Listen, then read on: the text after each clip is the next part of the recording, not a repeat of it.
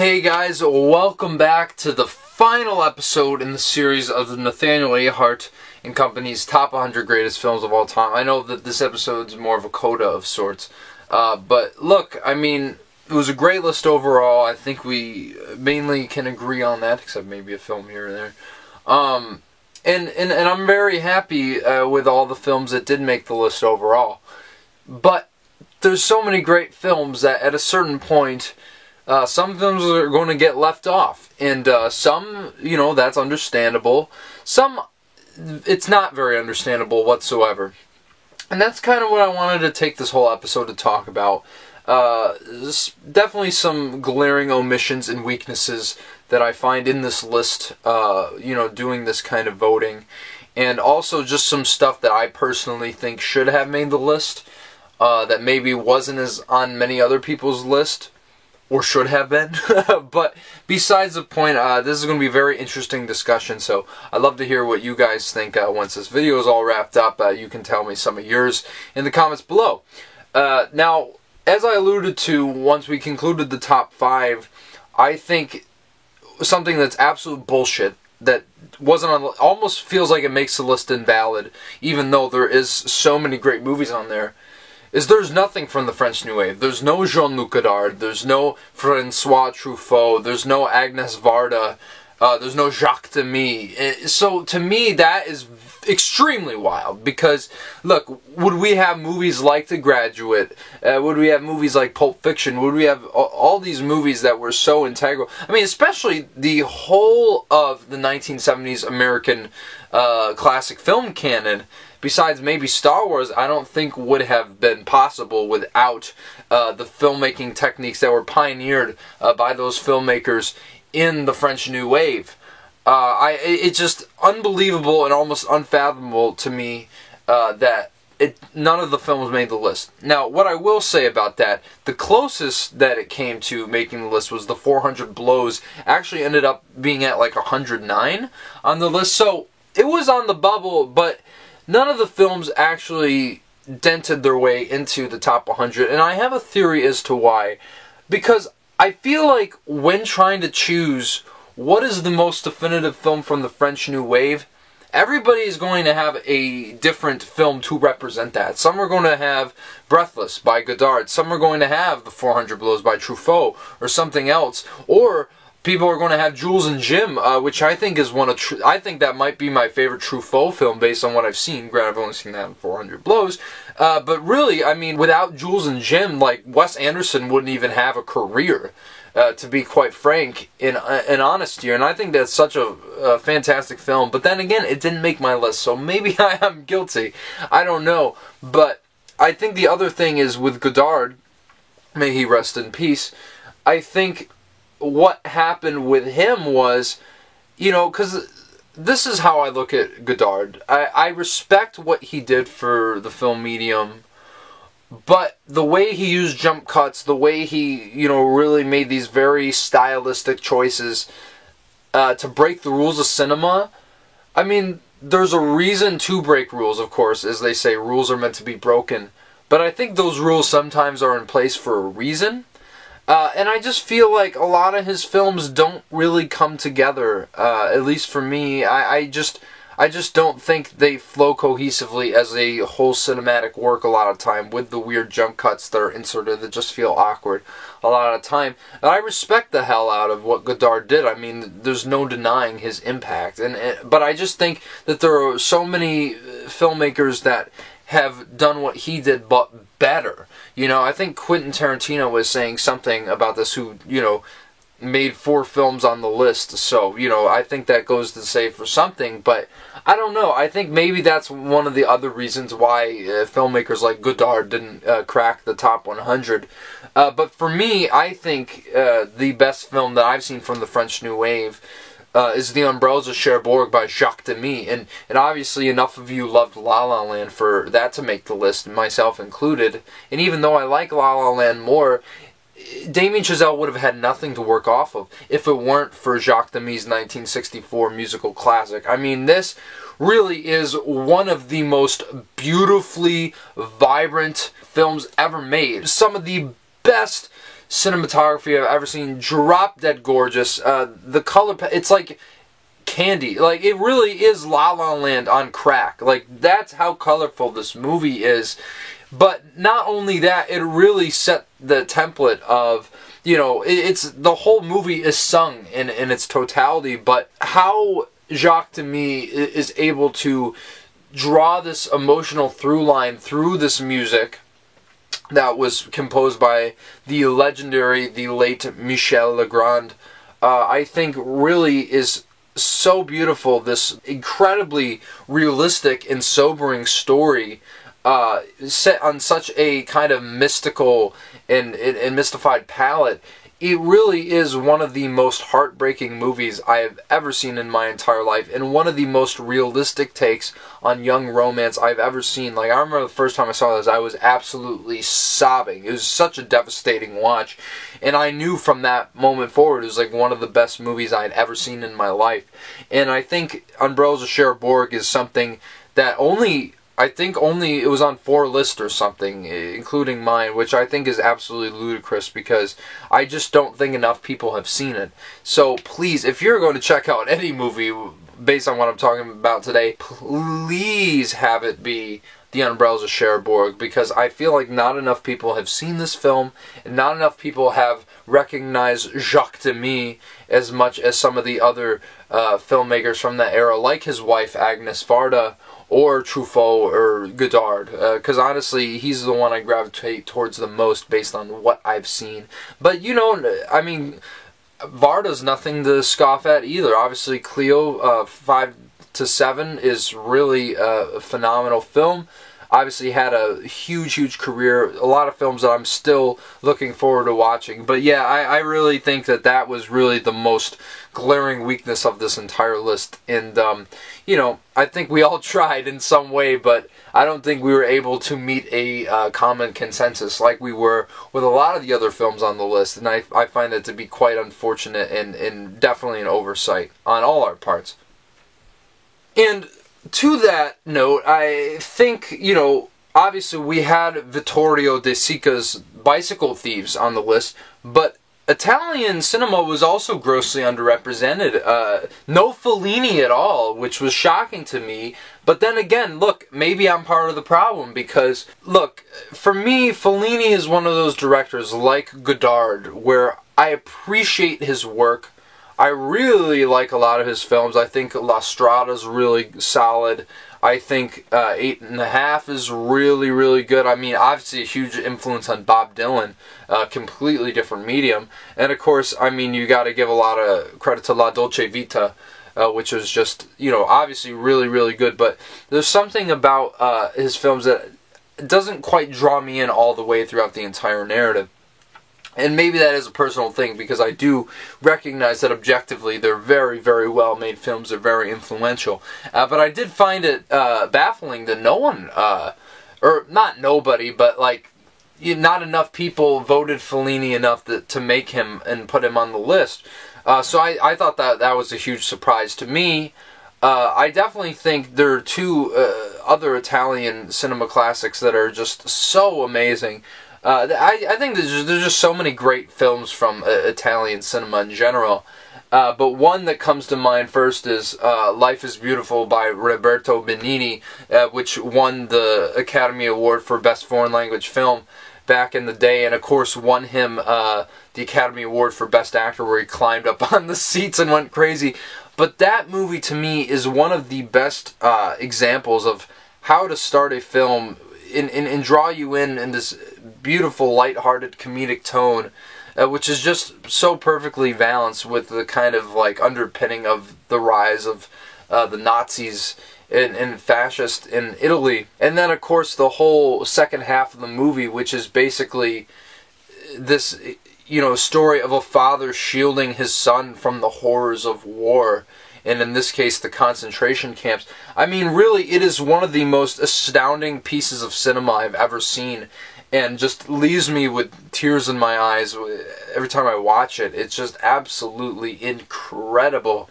So I definitely think that film should have made the list, and if you guys haven't seen it, I know quite a few of you have, but please check it out. I mean, it is an absolute masterpiece from Benigni, and he was never able to recapture that again in his career.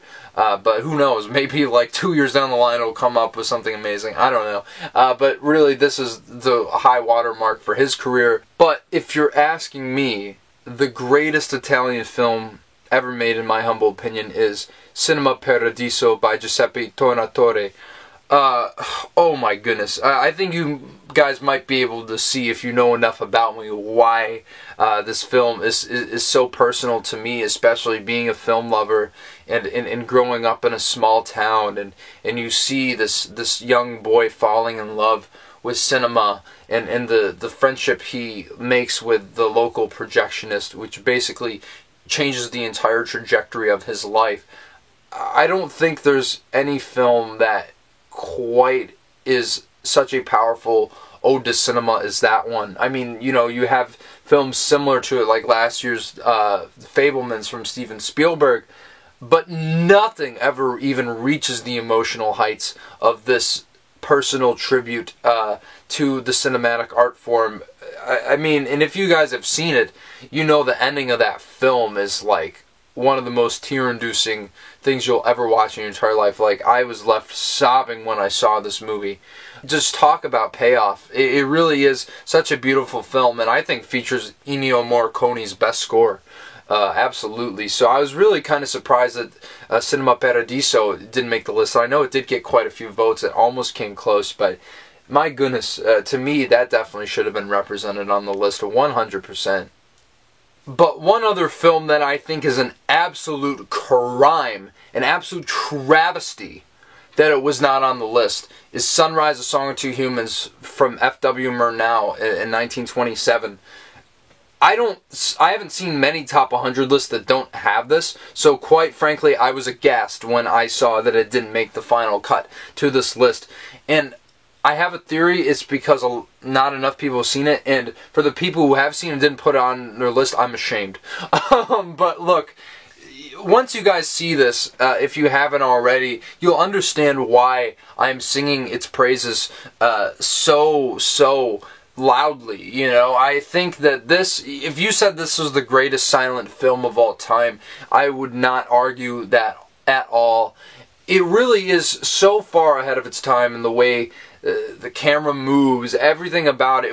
It won the only Academy Award for Unique and Artistic Picture, which was like a Best Picture equivalent at the time, and at the first Academy Awards ceremony. And it won Janet Gaynor the first Academy Award for Best Actress, though there were some other performances coupled in there as well to get her that. But this film is unlike anything you've ever seen. I mean, the narrative structure to this film is really one of a kind. I've never seen a film replicate this style ever again, but it works so well. It starts out in this extremely dark place, and then it feels like the movie resolves in the middle, and then it keeps going, and you're still like so wrapped up in the action that's going on in this film, and then some more stuff happens, and it's like, how did someone actually write this movie and make it work? It's just an astounding piece of cinema, so moving. And really, I think for 1927, I think it could be the best film from the 20s, if you're asking me. I really do think it is the best film of that specific era of silent film. And it's quite sad that it didn't make the list, because obviously it's in the Sight and Sounds like top 15 or something, and maybe you guys haven't seen it, so I'm not going to fault all of you for that. So please check this out. I mean, it's even free on YouTube. Hell, I'll drop the link in the description if you really want to see it, because I think you all should. It's one of the greatest films ever made. It was in my top 35, I think, so that really tells you, like, how good it is. I mean, honestly, it's just a masterwork, and most people who have seen it would agree with me on that. So absolutely travesty that it's missing from this list. I think that is one of the most blatantly glaring omissions, more than anything else besides the French New Wave on this list, and why I wanted to bring it up. But talk about silent film on that topic. I mean, yeah, we had a few. We had Chaplin on there a couple times. We had Passion of Joan of Arc. You know, there were a few silent film classics on the list. But I think it is crazy that Buster Keaton did not make the list. Like, what? And one of you, if you turn your list in, you know who I'm talking about. I know the General would have made the list. But to me, Sherlock Jr. is one of the most perfectly executed films I've ever seen in my life. It's 45 minutes, it moves at a clip, every single gag is just absolutely incredible. The way Buster Keaton utilizes the rules of threes in the comedic writing is just absolutely masterful. But talk about stunts in this movie. I mean, Buster Keaton puts Tom Cruise to shame. And I love Tom Cruise, but Buster Keaton was really the original do-it-yourself jack of all trades filmmaker. I mean, he acted, he directed, he wrote, he did all his stunts and defied death so many times within the span of this 45-minute movie, mind you, as well. And I just think the gags are so brilliantly constructed, still hysterical to this day. Like, literally, this movie came out almost 100 years ago, and I'm still questioning how Buster Keaton edited this film together, especially the amazing match cuts that he did in the one sequence where he's like moving through the screen. A beautiful example of trompe-l'oeil, maybe the best I've ever seen on film, and the way he played with Freudian dream theory before it was even a thing. I mean, this film is absolutely amazing, and I think absolutely should have made the list, but yet again, I think it's one of those ones. People haven't seen it. It's also on YouTube, so I can drop a link to that in the description below. I don't mind that at all, because you guys should absolutely check it out. And it only takes up 45 minutes of your day. How can you go wrong with that? It's an absolutely incredible film, and I think a pioneer like Buster Keaton, it's really sad to not see him make this list, because he absolutely should have. And he did come close, but unfortunately, close but no cigar. So, there you go. That's what I have to say about that. And just to continue on with silent film for another moment, another film that just barely missed the list that I think absolutely should have made it is Fritz Lang's Metropolis. Obviously, we had one film from Fritz Lang with M, but I think Metropolis is truly his masterpiece. I mean, look at the impact it's had. You see the kind of very futuristic take on dystopian future and science. I mean, this film basically predicted video chats almost 100 years ago. I mean, come on, like, this is a landmark film, not just in cinema, but in culture in general. I mean, we've seen this copied so many times in so many different mediums. Like, you look at Ridley Scott's Blade Runner that made the list. That wouldn't exist without Metropolis. You look at everything Janelle Monáe has done with her, you know, series of the Arc Android and all that stuff. I mean, it's undeniably a cultural touchstone, and it's not even an American film, it's a German film, but everything, the cyberpunk sort of element to it, I mean, everything about this movie is amazing, but the world building, the set design, the blocking, the staging, everything about it is just absolutely masterful from top to bottom, and one of the first true social critiques as well. Just talking about a society absolutely controlled by authoritarianism. I mean, this film is miles ahead of its time. Maybe a good 70 years ahead of its time. I'm not even kidding. So, I definitely think Metropolis was a big snub on this list, 100%. And I think most of you have seen Metropolis, agree, because it barely came close to making the list, but you know, as I said, it wasn't enough to quite put it over, and yeah, I'm really bummed not to see it on the list. Now, one film I want to talk about that's an absolute personal favorite of mine, the only film in my top 20 to not make the list, is Ben-Hur from 1959, directed by William Wyler. Absolutely ludicrous. How does this film not make the list? I was shocked at how few votes this film got.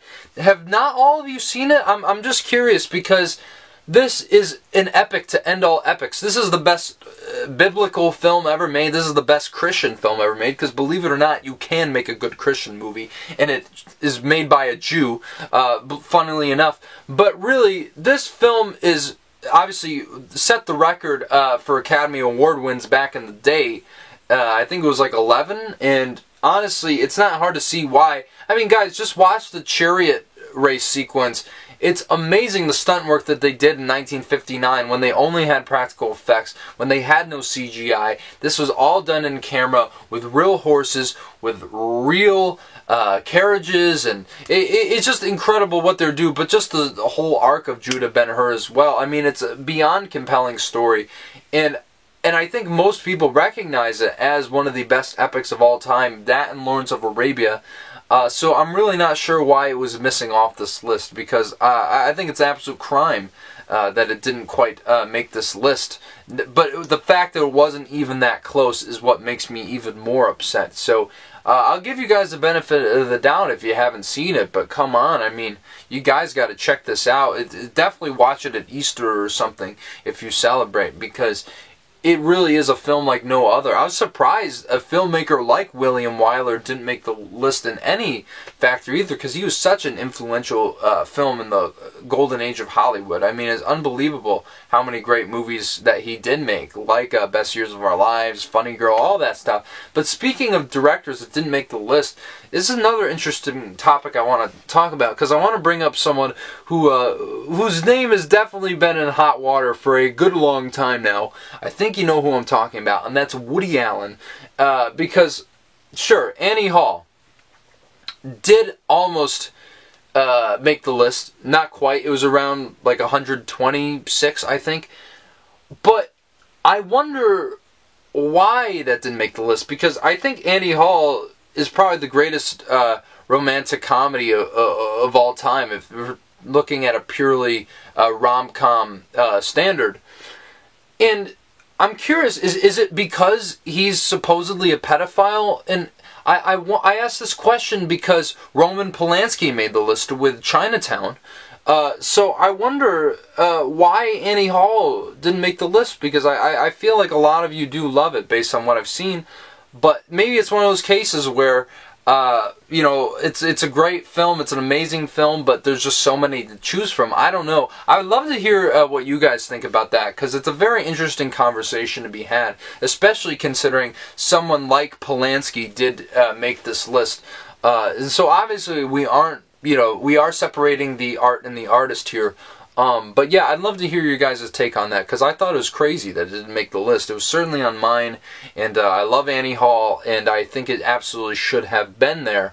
But another filmmaker that didn't make the list was Wes Anderson, and you know, I will say I am guilty of not having any Wes Anderson films on my list, but I just watched Rushmore again recently, and that film is a masterpiece, really. I think that film was truly where Wes Anderson still had his feet on the ground. And I love movies like The French Dispatch, you know, some of his recent stuff. I wasn't a huge fan of Isle of Dogs, but I do love the zany Wes Anderson, the very deadpan one we've come to know these past 10 years. But I think Rushmore works so well because it's still grounded in realism while having that zaniness and kookiness that makes a Wes Anderson film a Wes Anderson film. It's still a very auteuristic vision, but I don't think it is as crazy. It's more accessible and it's more grounded than any of his other films. And that's why I think it's his best. So Rushmore certainly could have made the list, though I'm not entirely surprised it didn't. I'm not very upset about it. I mean, obviously I didn't vote for it at the time, so I can't be too mad at everyone for not putting it on the list. But I think it's interesting someone as heralded as Wes Anderson didn't make the cut. And another classic filmmaker that was not present on the list at all, John Huston. And I know we had mentioned in the last episode that Maltese Falcon didn't make it. But if you ask me, The Treasure of the Sierra Madre, oh my goodness, look, I think it was just, you know, in that 10 underneath the top 100. But my goodness, how does The Treasure of Sierra Madre not make the list? That is one of the most complex films of its time, the way it examines corruption and greed, all in this search for gold in the canyons, and features one of Bogart's darkest performances. It's absolutely incredible, an Academy Award-winning performance from John Huston's dad, Walter. I mean, it's an absolute classic, and you know, of course, we don't need to see no stinking badges. One of the most iconic lines from cinema, even though the way that they portray Mexicans is a little stereotypical. Yeah, And I don't know if that's the reason it didn't make the list, but I have a feeling it wasn't. And I think it's because, I don't know, maybe not enough of you have seen it, or maybe it's another one that got left off. But I would rather have John Huston's Treasure of Sierra Madre than something like The Searchers. But obviously Ford was a little bit more prolific, I suppose. So it makes sense, but I really was still bummed to see that that didn't make the list at all. And another director you really wished had films on this list, specifically at least one from a trilogy. I think you might know where I'm going with this. Richard Linklater. I mean, one of the most influential filmmakers in independent cinema for the past 30 years. And I think the Before trilogy, especially Before Sunrise, one of my favorites, it was in my top 25, is just absolutely incredible. I think the whole Before trilogy, Sunset and Midnight, by each single film, the best trilogy that doesn't go beyond 3 movies. I really think it is so engaging, just these two people talking and falling for each other throughout the course of the 3 movies and seeing how their relationship evolves every 9 years. It is really incredible what Linklater, Ethan Hawke, and Julie Delpy did with the series, and I would have expected at least Before Sunrise to make it, and it almost did. It was one of those ones just outside, but again, I mean, I think you guys should really check this out, because Linklater does something so human with these films that I've never seen portrayed in such a realistic and believable way. The dialogue, it's so natural, and you feel like you're falling in love watching these two characters themselves fall in love. Really sad to not see any Linklater on this list at all. Then there are some other absolute cinematic classics that I just am baffled that didn't make the list, or just at least shocked by. Joseph L. Mankiewicz, All About Eve, for the Best Picture winner from 1950. Perhaps the greatest film about backstage politics ever created, with Bette Davis's perhaps most iconic role. No Bette Davis at all on this list. Really sad to see that not make the cut. It was definitely in my top 50. Also, another one that I think was really, really shocking that didn't make it on was Bonnie and Clyde. From 1967, you know, that year where the films like Cool Hand Luke, which also made my list and didn't make the cut, though I'm not surprised by that, and The Graduate, which was obviously on the list and is, you know, one of my favorite films. Bonnie and Clyde should have been on the list, I think, just for cultural impact alone, because violence had never been portrayed on film in such a gruesome and realistic way at the time, the way that Bonnie and Clyde presented it, and was so uncompromising about it, in a way that really pushed things forward, as opposed to actually being gratuitous for no reason. It felt like it was necessary to tell the story about these legendary outlaws, and obviously features amazing performance from Warren Beatty, Faye Dunaway, Gene Hackman, the whole 9 yards. So I really was shocked at that film, because with The Graduate and Cool Hand Luke and all the movies from that year, basically upheaved the Hays Code and brought in the rating system just that year later. So yeah, not really sure why that one didn't make the list, because Bonnie and Clyde, it really one of those movies that changed everything in the year that did change cinema, or at least American cinema, for the rest of time. So really, really sad not to see that. Another one that I think was absolutely, it was a little sad not to see it. And I know I say this name and you might laugh, but M. Night Shyamalan, I think his first 2 films were absolutely masterpieces, and I had both of them on my list, but I think as great as Unbreakable is, I think the most glaring omission is The Sixth Sense. And so I was kind of shocked not to see that. You know, one of the most iconic films from the 90s came out the year I was born. Probably the best film from that year, if I'm being honest. And we had a lot of films from 99, like Fight Club, like Toy Story 2. So really, I was surprised that Shyamalan didn't make the list with that film at the very least, because I think it's absolute masterpiece, close to my top 30.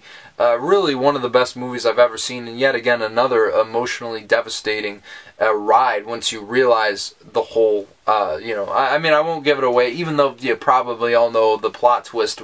I mean, you know, it would be, that's when Shyamalan came known for plot twists in his first movie, but absolutely amazing what he did with it, and really surprised and bummed not to see that film make the list. Oh, but oh man, oh man, I've been waiting to talk about this one. The one, maybe, I don't know if it's the one I'm most upset about not making the list. I mean, personally, Ben-Hur is I think the best film that was left off for my own taste. But Mary Poppins, man. I mean, look, we had Julie Andrews on the list with Sound of Music, and that's great. It is. And I was really bummed not to see this absolute magical masterpiece not make the list either. Because everybody who's seen Mary Poppins loves Mary Poppins. I just think that's a foregone conclusion. And yet again, it was one of those films that came so close to cracking the top 100. I think it was like 107 or something. So it was right there, but not quite. And I mean, my goodness, it's one of those movies that every time I watch it, I'm like, this is what cinema is capable of. Creating this magical world where you can completely get lost in and just marvel at all the glory that can be captured on film with Julie Andrews' Oscar-winning performance of Mary Poppins, the titular character, which turned her into a cultural icon overnight.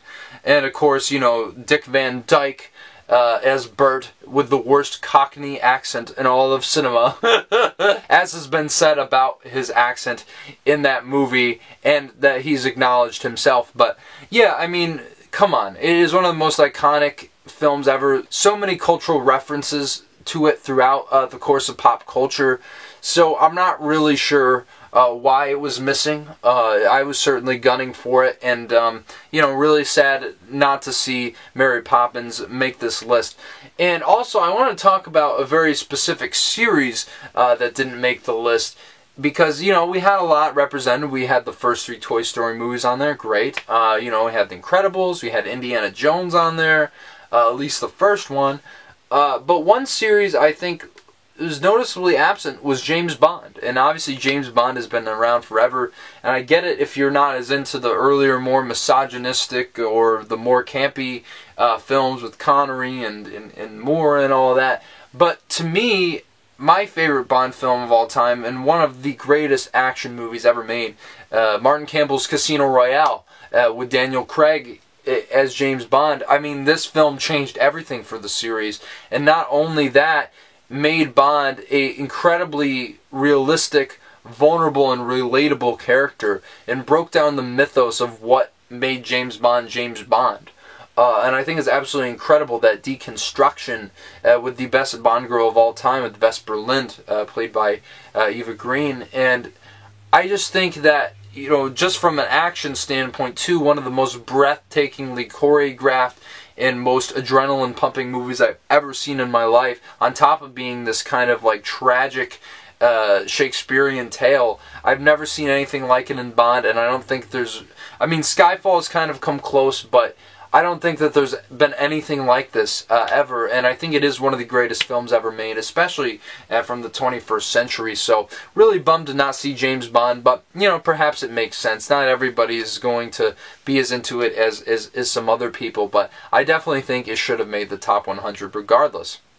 And I will say, while there were 7 animated films to make the list, I mean, that's a good 7% of the list, nothing to really scoff at, but I do want to talk about some animated classics that didn't make the list. Obviously, I mentioned before that Beauty and the Beast didn't, which it's funny enough that the 2 films, you know, going back to the top 90 albums of the 90s, the 2 film soundtracks that made it onto that list, being Beauty and the Beast and The Nightmare Before Christmas, did not make it onto the top 100 film list. And maybe that's because there's a bit of a more broad voting body for this list. There's a bit more people voted on it.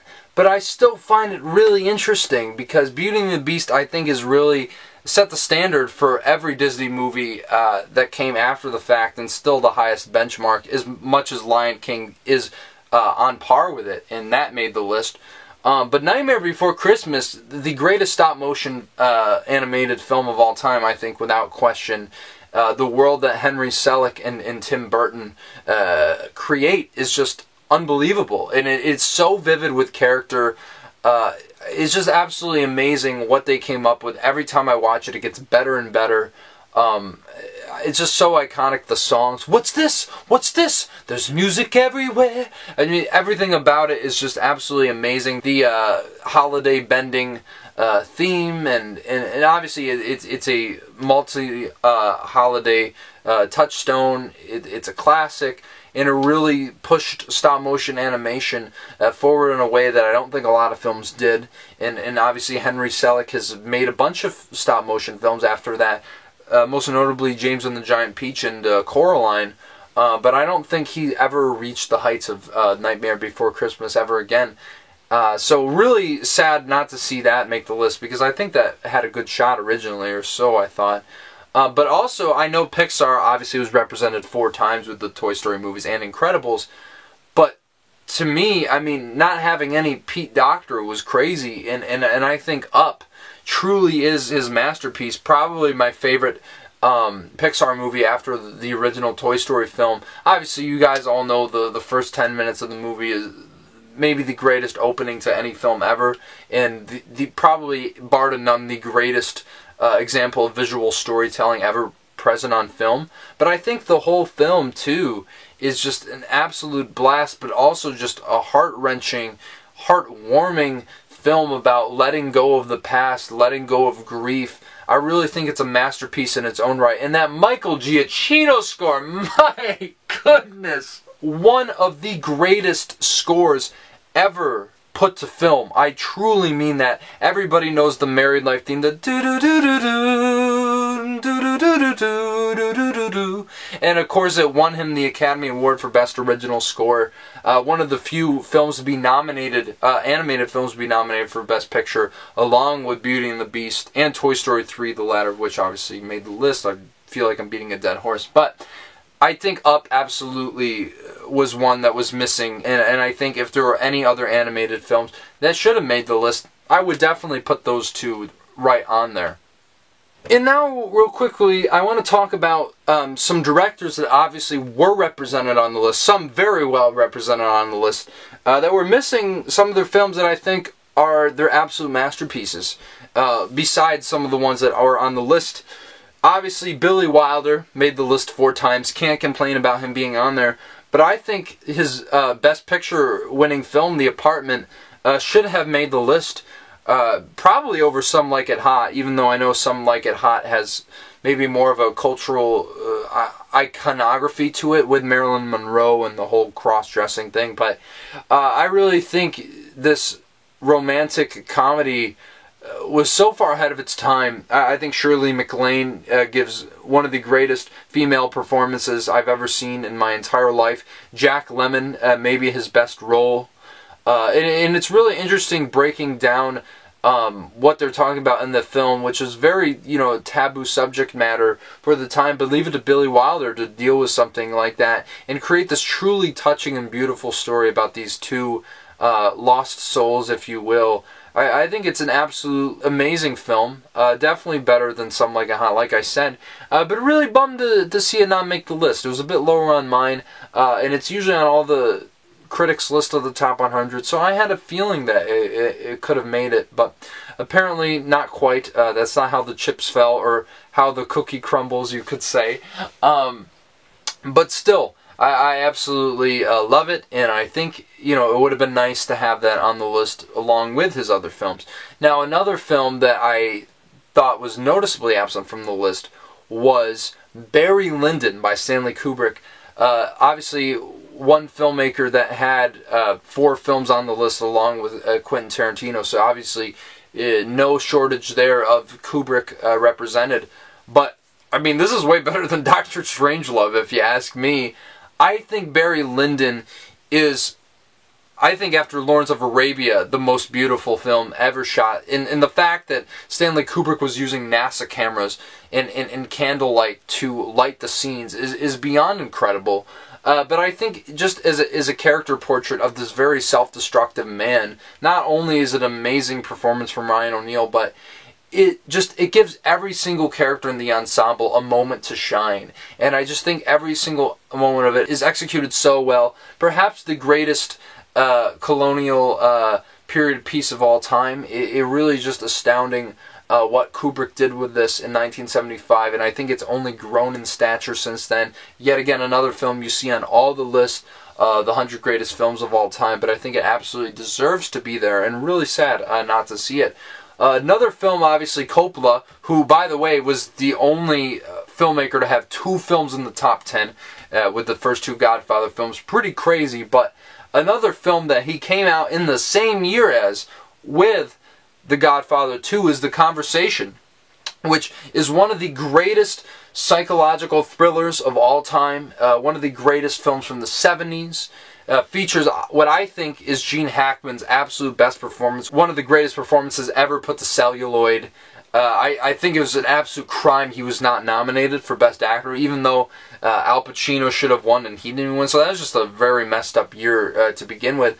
But it's one of those movies you sit with it after and you realize its greatness when you bask in that tragic and heartbreaking ending. It's so nerve-wracking in all the best ways, and really what it was saying about personal privacy during the surveillance age is something that still remarkably holds up well to this day, and I think an absolute masterpiece from Francis Ford. I like it better than Apocalypse Now, even. So I definitely would have loved to see The Conversation make the list at the very least. But, you know, then again, it is what it is, because Francis Ford's well represented, so I'm not upset about it missing out. But still, it would have been nice to see The Conversation crack the top 100. In another film from a director who made the list, look, There Will Be Blood, it's obviously a masterful film. And I don't even think it's Paul Thomas Anderson's best. I really think Boogie Nights is his absolute masterpiece, coming almost seemingly out of the gate with this, the best movie about porn ever made, let's be honest. But my goodness, the way he takes his influences, like the very large ensemble pieces that Robert Altman kind of brought in his style, which surprising Altman didn't make the list. I would have figured maybe something would have been voted highly, but then again, maybe I'm not entirely surprised. Besides the point, I think Boogie Nights is one of those films that you just get immediately wrapped into and sucked into as soon as you watch it. This world is so beyond interesting, and seeing what these characters do, the relationship they have between each other, how they kind of create this sort of makeshift family in the process of all this debauchery and all this crazy stuff going on in their own personal lives. It really is a testament to how brilliant of a director Paul Thomas Anderson is, and I still think his finest achievement of his career. And that's saying a lot, because he's had a lot of great films, and obviously, you know, luckily he was represented in some way, but still, it would have been nice to see Boogie Nights. I think that was definitely a big snub, and definitely a film I had probably around my top 50, so really bummed not to see it. And also, I want to talk about some films that I think are absolute modern masterpieces that I would have loved to see make the list, but obviously I'm not going to hold it against anybody, really, for not putting these on the list, because, you know, they're new, and that's understandable. Not everybody's seen these films, but I think perhaps over time there might be appreciation that has grown for them, and they might be seen as all-time classics once again. And speaking of animated films, one that I really was hoping would make the list, but am not surprised by whatsoever it not being on there, is Your Name from 2016, directed by Makoto Shinkai. Obviously, this is, you know, for the past few years, the standard that every film he's made since has been held up to, and he hasn't quite lived up to, because this is like Freaky Friday, but presented in a very profound way. Definitely the best body swapping movie of all time, but the way these characters learn about each other in such an intimate way, and the way that Makoto Shinkai works in the different aspects of their specific cultures, moving from the city to the countryside, and learning about their traditions and what makes them tick. It's really a beautiful and subtle experience, and one of those movies that you don't know how emotionally invested you are in it until a certain moment happens, and then it hits you like a truck. I remember I started sobbing the first time that happened, because I didn't know how invested I was until you know, it got to that point, and I was just absolutely flabbergasted at how he pulled the rug out from underneath me. And it's just one of those movies that I think most animation fans and everyone who's seen it has recognized as one of the greatest films of all time already within 7 years. And I'll never forget the time I saw it. I told all my friends about it, and everybody who's watched it has thanked me since. So if you guys check it out, I think you'll thank me as well, because it really is one of the most masterfully animated and one of the masterfully executed animated films ever made. And probably I like it more than any Hayao Miyazaki film. I said it. I don't know if it's that hot of a take, but it really is something truly special. And there's never been a film like it before that. And yeah, it really is a masterpiece. But also some other films that I thought could have made it. 12 Years a Slave, Steve McQueen's 2013 Best Picture winner. Absolutely the most harrowing look at slavery we've ever seen. Probably the best struggle film of all time, if you want to categorize it as that. It's just a profound analyzation of the travesties that happened on American soil with slave trading and human trafficking, and just what happens to Solomon Northup, played by a brilliantly Oscar-nominated performance from Chiwetel Ejiofor. It really is one of the most memorable films that has come out in the past 10 years.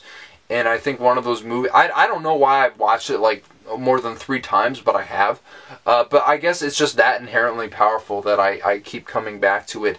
And yet again, another extremely volatile but emotionally rewarding film that I think anybody who gives it a chance will be moved by. And of course, another film I thought absolutely should have made the list. I think this director's masterpiece, and obviously he made a film that made my top 10 of the year last year, but Darren Aronofsky's Requiem for a Dream. First time I saw this movie, like, I don't really get scared by many movies. I was walking around practically speechless for like 2 hours after I watched this movie. I was absolutely horrified, stunned in all the best ways possible. Easily one of the best edited films ever made, especially the way he ratchets up the tension in the third act. It's very, very mathematical in the way this film is edited, and it's absolutely brilliant, showing the cost and effect of drug addiction and how that can take a toll on people's personal well-being as well as their physical well-being. It really is a psychological masterpiece like no other. I think easily the best film he's made. I don't really think Aronofsky has touched this standard since, and he's made obviously a lot of great films since then. But yeah, to me that's probably one of the other modern classics that I think is truly missing from this list. And you could include a bunch of other stuff in there that I didn't really get into, like Indiana Jones and The Last Crusade, even though, I mean, Steven Spielberg takes up a good 6% of this list, so obviously it's not a huge loss. You know, there's a lot of movies. Another one I did forget to mention, Frank Capra was obviously had one film on the list with It's a Wonderful Life, deservedly so. But you could have had It Happen One Night, which obviously set the standard for every rom-com that came after, probably the definitive rom-com in that sense, beat for beat. But I think Mr. Smith Goes to Washington is one of the most powerful and heroic examples of someone fighting the corruption within the American justice system. And keep in mind, he was a Republican and this was 1939. I mean, this dude knew what was up. He really understood the political landscape of America from a truly grounded standpoint. And James Stewart gives one of his most magnificent performances here. Should have won him the Oscar, if you ask me. But yeah, it really is an incredible piece of work. It made my list. So yeah, I think that's all I really wanted to mention. Then again, I don't know how long this video is. I haven't been keeping track. But really, it shows you how many great movies were left off the list and how many, you know, did make the list. It was nice to see. But yeah, I don't know. Tell me what you think about the choices that I put out there. And tell me what you think should have made the list, obviously, because I was really happy to have all your guys' involvement. I mean, this really took me forever to put together, but I think in the long run, it came together so beautifully in so many ways. Ran into a few road bumps here or there, but I was just so happy to be able to do this. And as I said, I'm glad it turned out as well as it did. I really don't have many other complaints about this list at all. You guys did an incredible job. And I just want to thank you for supporting me and for being an active part of this community. All of you who comment on the videos, all of you who really just throw yourself into this and really appreciate what I'm doing, because it really is very heartwarming, and I'm glad that people would even want to listen to what I have to say. It's truly an honor and a privilege to put these videos out for you all, which is why I busted my ass so many times to get this out to you, because I didn't want to disappoint you guys, and you absolutely deserve the best content I can put out, and I thank you once again from the bottom of my heart. It's been an absolute pleasure. But yeah, I mean, this is it, guys. This is the end of Nathaniel A. Hart & Company's Top 100 Greatest Films of All Time. And hey, I mean, maybe we'll do some more countdowns in the future. I don't know. But as it stands, this really is the last one for a while, besides, of course, the top 100 albums of the 21st century that I'm doing once again with Johnny Radio. This is going to be such a magnificent countdown. Obviously the biggest one I've done, besides this and the album one I did a while ago, but really I can't wait to see what happens. So if you guys still want to vote for that, you got till the 29th. Oh, I know it's only a couple days here, but would love to see your list, would love to see what you throw in.